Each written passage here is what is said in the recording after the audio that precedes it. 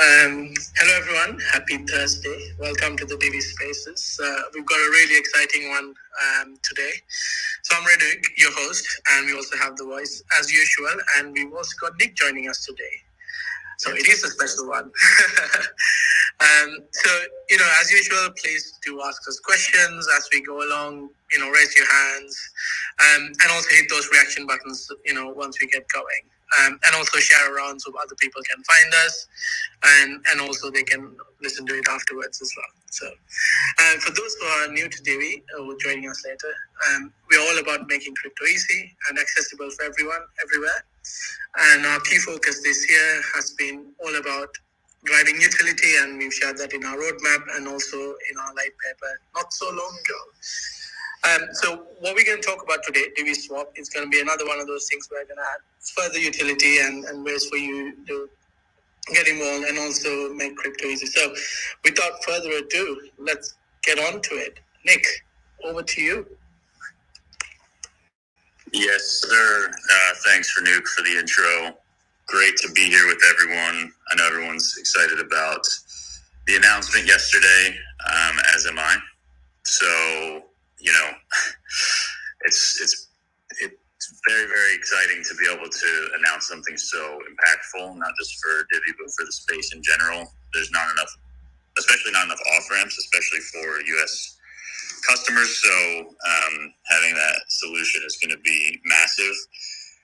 And obviously the ability to onboard with real-time payments is also massive. I think what needs to be said about this particular product is that it really blows out of the water pretty much everything that's out there. MoonPay, obviously the exchanges. I mean, if you onboard with Coinbase, you're looking at a 10-day wait time because they're trying to avoid chargebacks and whatever other compliance things they have to do as a publicly traded company. It's totally untenable. It's not a solution at all, in my opinion.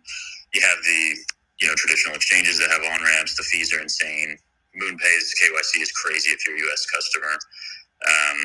And then, again, the fees are insane. So there's basically two or maybe three goals with this product. Number one being a solution for U.S. people, right? So we have a place where we can purchase coins for the first time in a long time in a very easy way. You still do have to go through KYC. There's no way around that at this point in history, but it's very simple. I've done it myself. It takes between 1 and 5 minutes to approve. It approves automatically unless you're a criminal, and it's easy. Then you're off to the races. For most people, it'll take 60 seconds or less, and they're working all the time at the partner KYC company to even make that faster.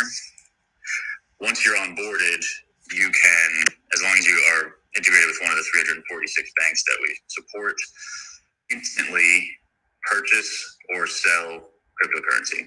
This is a very unique feature because it's probably the only, at least that I know of, on-ramp that is connected to the real-time payments network, which is a technology that's built by the same company that has created the automated clearinghouse. Everyone in the U.S. knows what ACH is. You've probably had to use it once or twice or many times in your life. But we all know ACH takes 1 to 3 business days, whereas RTP, which is a similar but slightly different protocol, is instant. So if you've used Zelle before, if you've withdrawn from Venmo with the instant transfer option, or withdrawn from PayPal with the instant transfer option, you've used RTP before. It's very difficult to build a relationship with the clearinghouse. Thankfully, we've been able to do this through ourselves and our partners.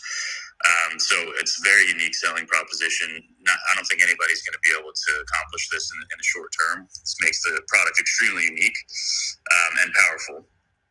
As long as you're integrated with one of those banks, you'll get your money instantly.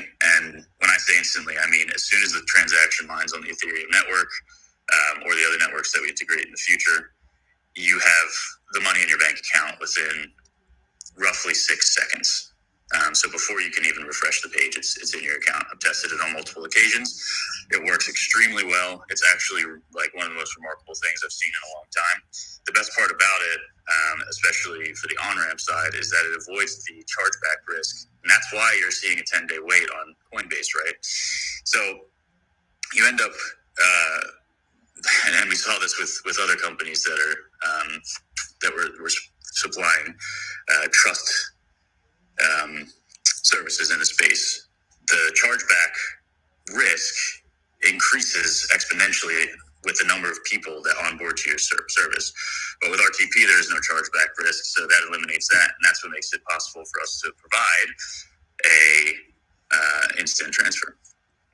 So, the Zelda crypto thing is really cool.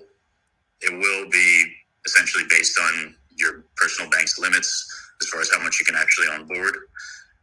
For some people, it's like a couple $1,000. For some people, it's 10,000. It really depends on your relationship with your bank and your banking institution. So you can always call them and have the limits lifted if you so choose. But they may or may not be able to do anything about that. As far as off ramping, we can do up to $125,000 per day. But for this initial phase, we're going to limit both directions to 10,000. We're really just trying to establish a baseline understanding of consumer behavior, some events, build a base of metrics that we can improve the product from. So obviously in this early access phase, certain features will be limited, but we'll open them up as we gain more understanding of the behavior on the platform in production. We are ready to go with Ethereum. So eDivi, of course, being one of the options you'll be able to on and off ramp with, probably be one of the few ERC20s we support on ramp with, at least in the beginning, mostly because we have to carry a float, which is just a balance of the coin. You'll also be able to on ramp with stablecoin, and then you can swap to whatever you want. As far as off ramping is concerned, as long as the coin has a liquidity pool on a DEX on Ethereum, you can off ramp it. We use 1 inch for DEX aggregation. So as long as there's liquidity existent in the ecosystem, you can off ramp any of the many, many thousands of ERC20 coins that you may or may not hold. ETH obviously is an expensive network. There's a lot of fees. The fees are high. We know that, but it's also the network with the most liquidity. That said, we're ready to deploy on Polygon, Arbitrum, and Optimism already, and we will do that in very short order. So just keep an eye out for that. The fees that we charge are going to be extremely low. If you're part of the early access phase, you're going to have the lowest fees, and we're going to lock those fees in forever. So if you can get into the early access phase, I 100% recommend it. If you hold a Divi NFT, then like the OG NFTs, I forget what they're called, founders keys or whatever. Yeah, thanks. Then you have access. So congrats. There will be other incentives as well, including referrals, which will help you lower your fees as well as provide additional benefits. This is a new product. It's, of course, within the Divi ecosystem, but you never know what benefits might come as a result of interacting with it. So I highly recommend that you interact early, because we like to reward the people that are dedicated to Divi and support us from the beginning of all our endeavors. The other thing about this is it is a very necessary tool for a lot of projects. So there's a lot of opportunity to integrate with other projects, build partnerships. I just had a call this morning with a company who desperately needs an off-ramp for U.S. participants. They're definitely not the only one. The potential from a business side is massive. My goal would be to lower the fees for general users, for B2C customers, to zero. Just make it free and charge the businesses the percentage, and have the businesses pay for the platform. That's my goal, and that goal is shared by most of our partners. We'll see if we can get there. Obviously, there are operational costs that we have to balance to see if we can get to that point. But that's the goal. In the meantime, we're integrating Divi as a gas token, which will also help lower your fees. Of course, the fees for the early access users will be the lowest. So this will be more important for people that come in later and learn about it through other channels. Huge exposure, obviously, for Divi as this thing begins to take off. I feel as though, of course, we'll do as much, marketing and go on spaces and do all that stuff to push the product. But it's the type of thing where probably 6 or 7 times a day somebody asks, "What's the best way to buy crypto? Like, how do I get my money back into my bank account?" Especially now as the bull market comes back into the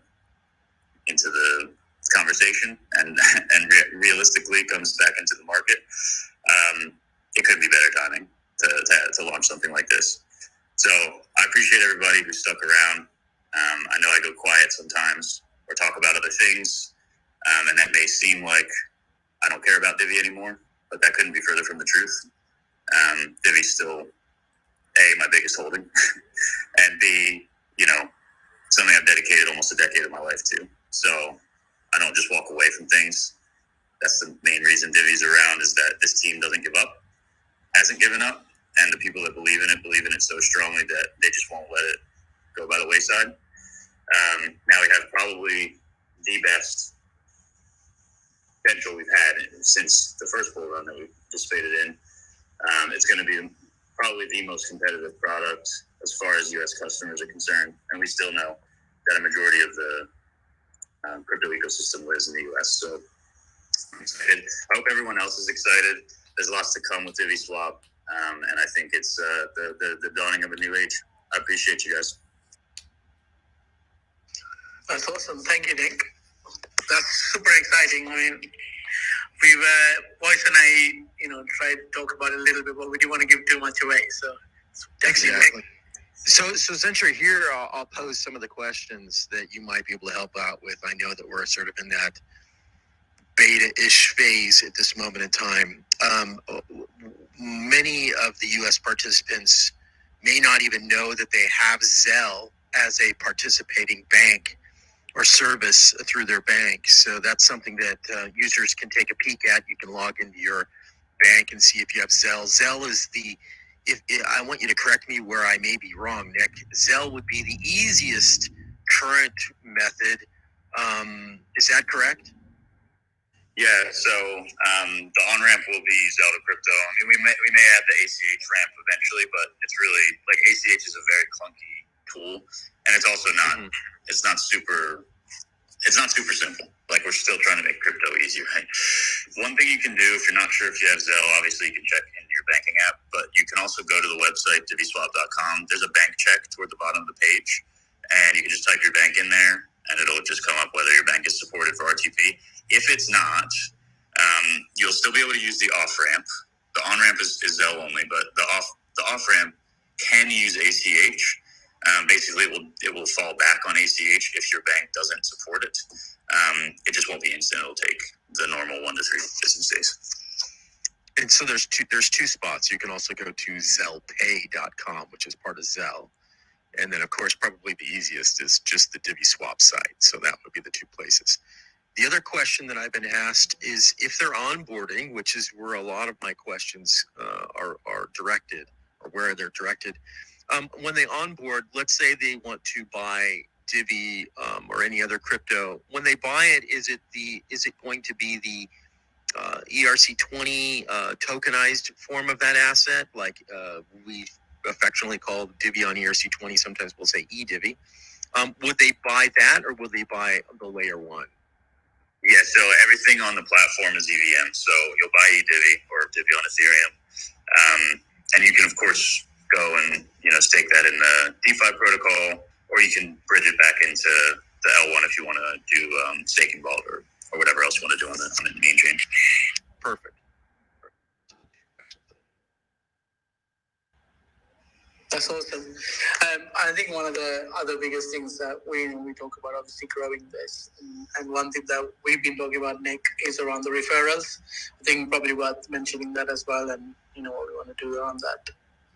Yeah, the referral scheme is still sort of being ironed out. It's already implemented as far as there are referrals built into the infrastructure, but the actual benefits across that infrastructure are still being worked out. We know fee reduction will be one of the big benefits, but it's crypto, so there's tons of ways that people can be rewarded for referrals. I mean, we just saw, with Portal Coin, a great engagement scheme that they put out on across Twitter and got millions and millions of impressions just from basically getting people to engagement farm. So there's still a lot of people out there that will participate just to farm engagement or farm extra coin or whatever. So yeah, still, like I said, still working out the exact benefit matrix, but as soon as that's worked out, it's already, the infrastructure's already in place, so it's a quick turnaround. Thank you. And if you got a bunch of other questions, we've also got an FAQ section towards the bottom of the site. So we've gone through quite a lot of the questions that we initially had ourselves as well.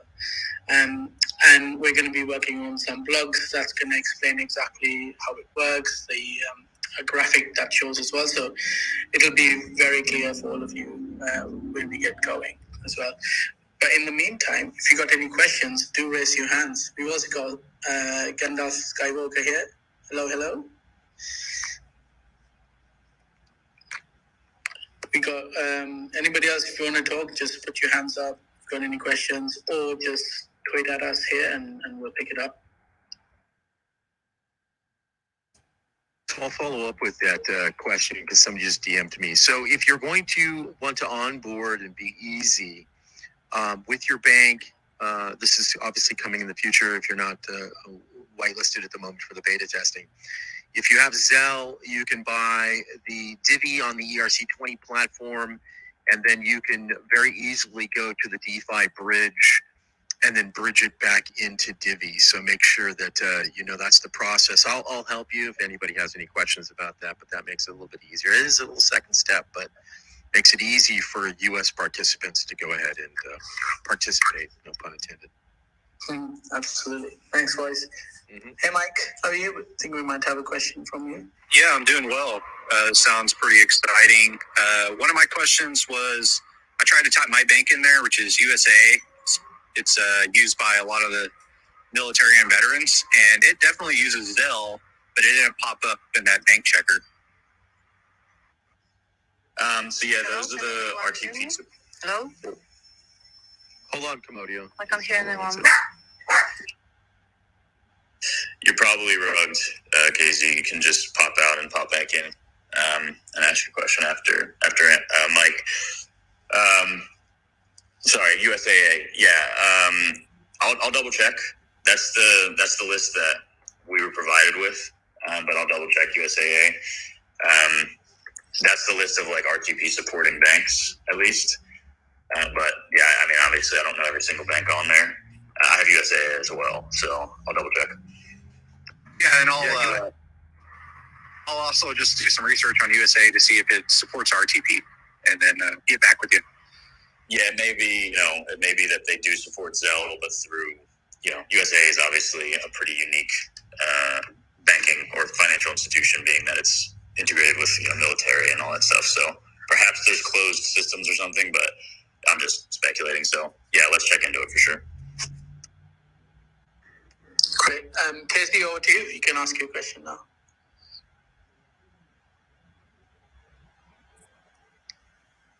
No. Casey, if you want to unmute and ask your question, go for it. I think she probably rugged. Yeah.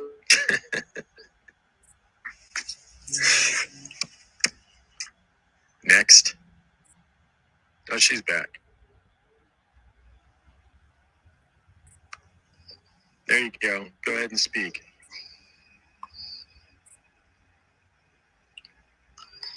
It's not coming through for some reason. There you are. Okay. I already, hello. I have questions. I actually put them under the post now because I am not in US, so I have some questions like, when do you guys think it starts working with the European banks? What is your forecast? Will it be like next year, the next 2 years? When do you think? So we do have the integration prepared. Can't hear your answer right now. Maybe I'll mute myself. Maybe so. Yeah. And maybe just listen back to the recording if you can't hear this, but basically we are ready to go. Just, I don't know how to tell her, but she has to basically exit the channel. And just a second, let me reset and I'll come back, okay? Because I cannot hear anyone. Go ahead.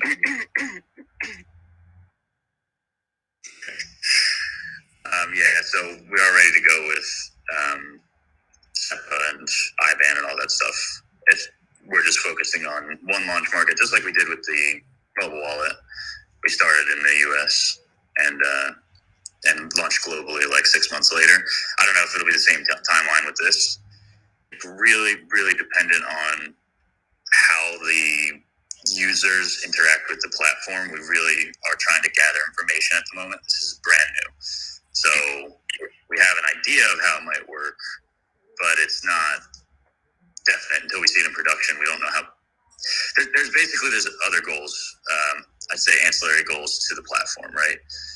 And many of them have to do with the stickiness of a user into the rest of our products. So like if a person uses Divi Swap, how likely are they to download Divi Wallet? How likely are they to swap to Divi? How likely are they to use Divi for fees? Those kinds of things are really what we're trying to understand from a base level. And obviously being able to offer it to the US is the most valuable thing. So we're starting there. But yeah, I mean, we want to expand into obviously Europe and the rest of the world as soon as possible. But it's really, I'd say it's nebulous on the roadmap as far as when that happens. But it is somewhere out there. We will do it. Yeah, and we got to be careful as well because obviously legally there's a lot of things we need to look at. That's different here in Europe versus you guys. So that'll take some time as well. Cool. All right. And Europe uses a different form of RTP, right? Isn't that one of the things that I know that they use it, but they use another process, I think. That's as well. So yeah, a lot of items to get through. Cool. We've got a question from Nico. Good afternoon, everyone. I'm in New York. I'm in the US, so I'm glad this is happening. When does the beta start, and how long do you guys keep that open for before it goes live for public? So yeah, I mean, again, it's somewhat based on user behavior within the early access period. We know the platform works already, so I mean, calling it a beta is maybe somewhat of a misnomer. Because it's not as much a test of the technology as it is a test of the people using it. So we're in the final phases of like our internal integration testing into this new site. We basically had everything built into a silo initially, and we called that the alpha. Now it's being built into what you saw, the Divi Swap website. So I expect that to be done. Well, I don't like to give dates, but we are very close already. So it's just some dotting some T's and crossing. Yeah, I definitely understand tech is always going to test, and then if you give a date and you miss it, then everyone shits on you for it. But are we like basically like Q1? Yeah, I mean, hopefully even before the end of the year, but we'll see. I mean, yeah, like I said, it's really just making it look and feel the way we want it to right now. So it's it's all working. It's just like it needs to look like the website, and it looks a little bit plain right now. So yeah, we're just finalizing all that kind of thing. And for the referral process, is it going to be like gamified, Yeah, so that we've had a bunch of discussions around what this would look like, from like the super basic, get $5 for making your first deposit kind of thing, to really unique situations, sort of like the portal coin thing. We just haven't decided yet, and maybe it's a conversation we can have with the community to see what people are into. We're seeing some great like social experiments across the space right now. Of course, with airdrops being really popular and everyone's hunting for free coins and stuff. So I think there's pros and cons to doing it that way, and there's pros and cons to doing it the traditional way. So open to opinions, of course.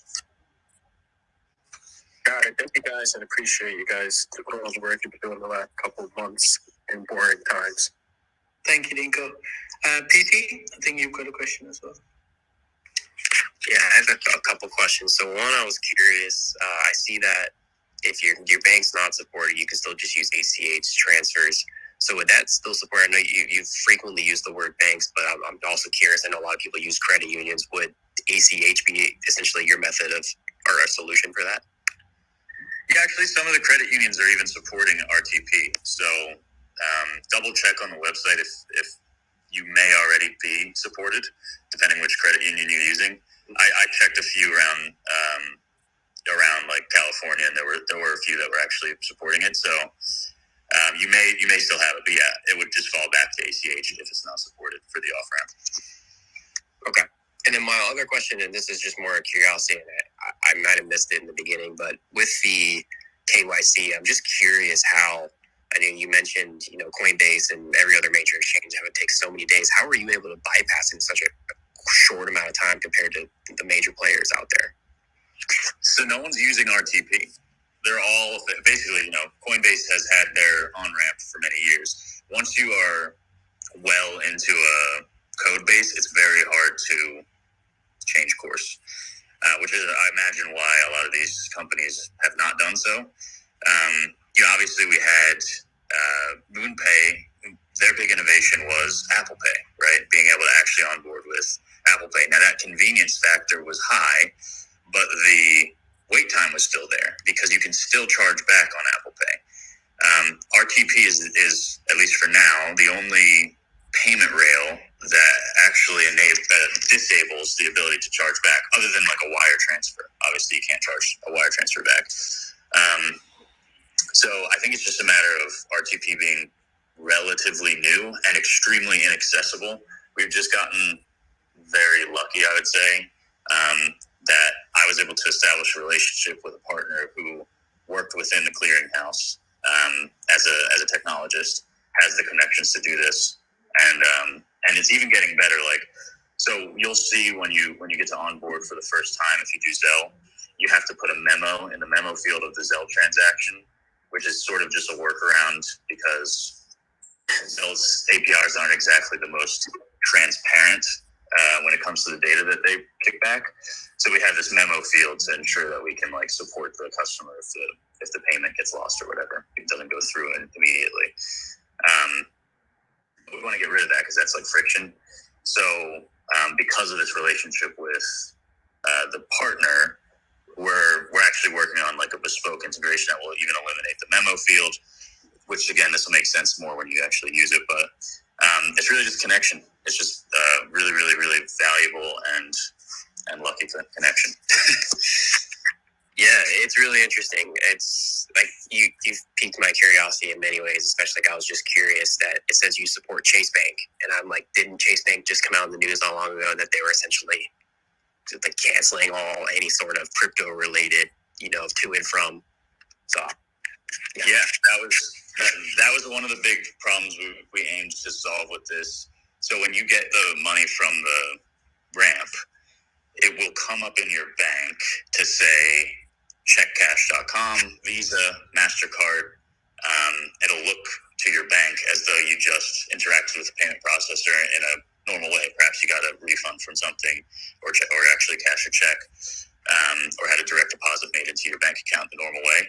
It never says crypto. It never, the partner or parent companies that we're working through have nothing to do with crypto. They're all either Web2 fintech or TradFi companies. So it solves a major problem, and there's really nothing they can do about it. Yeah, that's awesome. Appreciate it. Let's talk about some marketing content. Yes, I was just going to add. So it's legitimate in the communication method because of the processes it's using. it displays that communication method because the process is a little bit different how it goes through that service. It's that service that's reported accurately to your bank then. So it's not like it's saying couldn't pay crypto or something like that.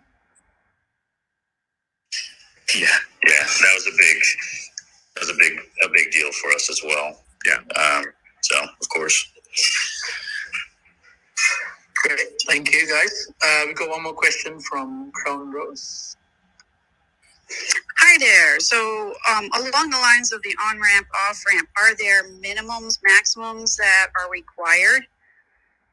And then the other question I had is we're still trying to get up to speed on all the changes with the governance, the staking vaults and things like that. And now I'm not even thinking about the e-Divi versus the regular Divi. When you're engaging those activities, does it make a difference on what your earnings are in, based on the two coins that you might be holding in your wallet, to knowing like what's the better way to go? Because right now it's kind of hard to understand what your return on investment is when you put it into one of those programs versus before you kind of had the master nodes kind of broken down with projections of what you think you might earn. Sure, that's kind of a broader question. I think all of us can add a little bit of color to that.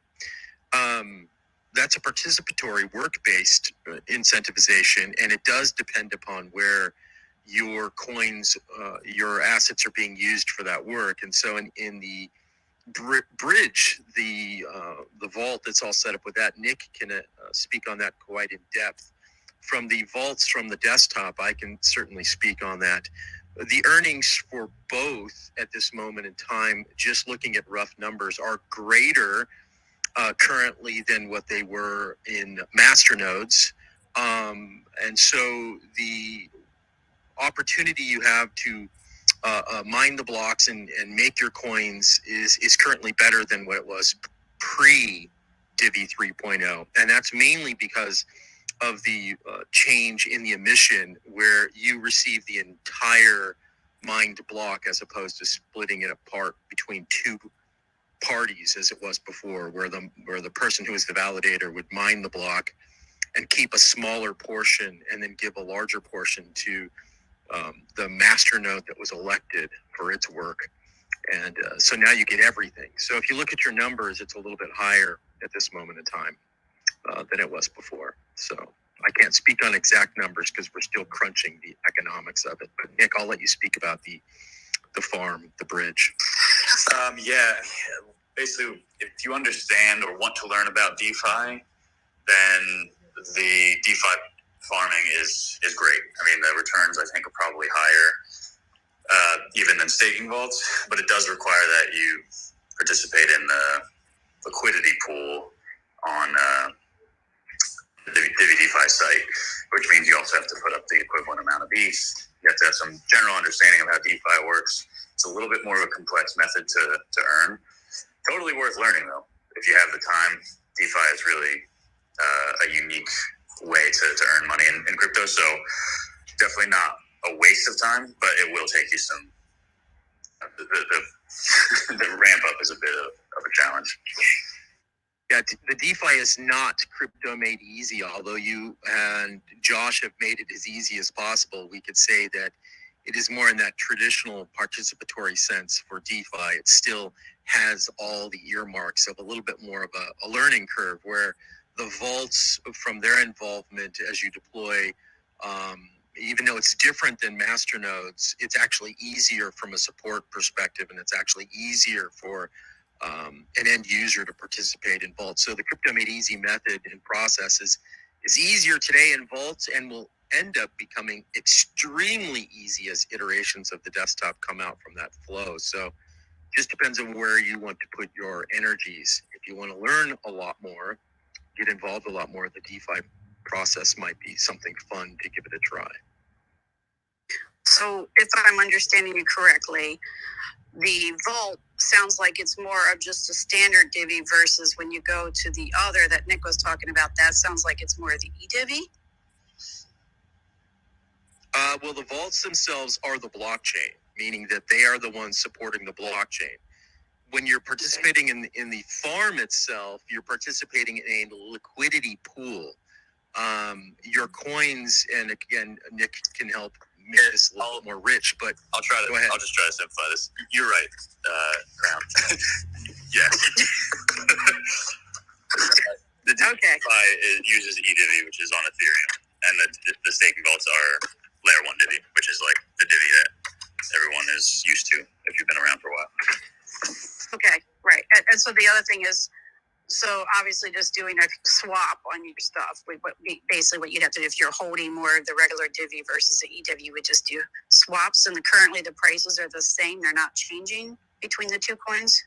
There's a little bit of a difference depending on the time and day that you check, but it's generally at parity. yeah, it's a 1-to-1, but there's a blockchain fee on either side. So you'll see that little bit of a change when you do the exchange over. Okay, and then the other question I had was the on-ramp, off-ramp minimums and max on the money. Yeah, so the minimum is $1, and the maximum is going to be, at least for the on-ramp, based on your bank. And the off-ramp for now, we're going to limit at 10K, but it will go up to 125K. Cool. Thanks, guys. We've got our friends from Chaos Club. Good question.